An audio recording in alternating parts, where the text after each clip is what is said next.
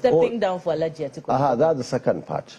You see, I was highly disappointed with him because I saw his interview. Even though it was not as bad as people, his supporters were going around to say I was. He didn't say anyone, me or Peter was step down for him. What he said from the video that I saw was that he's talking to us, and that's not correct.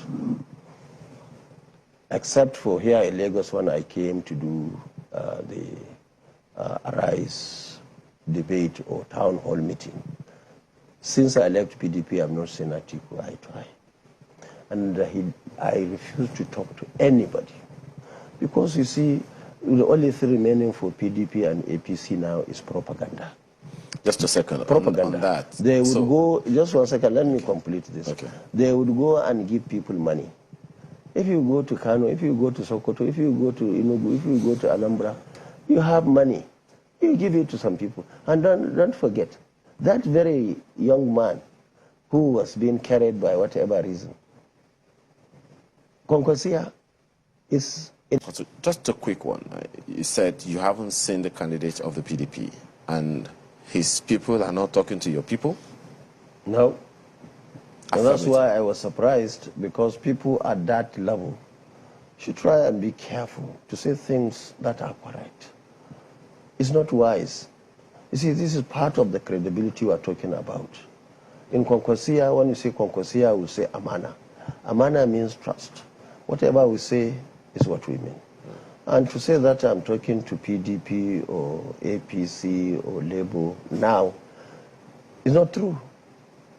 And I can tell you, we don't intend to talk to anybody now. From now to election, everybody should go and fight it out. And more importantly, we believe that we will win this election.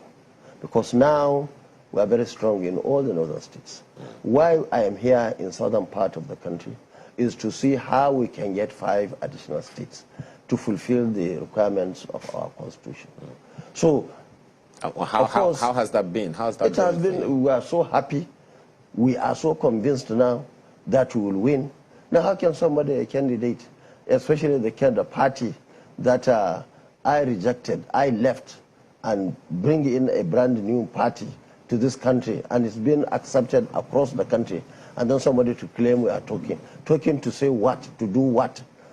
So we have been saying this, but we know it's a sort of strategy maybe to discourage or to weaken our base. The fact of the matter is our supporters are our supporters. Even without me, I don't think any of our supporters will go the way of PDP now, under the circumstance that I left, the circumstance that Nigerians rejected the party. So, but on the other hand, we know INEC, even INEC and many other commentators are saying that it will be difficult for the election to be won during the first ballot. So maybe there may be need to go for second election. Now, under that circumstance, all the parties, of course, will sit and see how they can come together out of the, now they are talking of 4 parties, 5 parties, whatever number of parties. But at the end of the day, going by the Constitution, if no party is able to fulfill that condition, the first 2, and we believe that the minimum that can happen will be the issue of being number 1 in terms of number.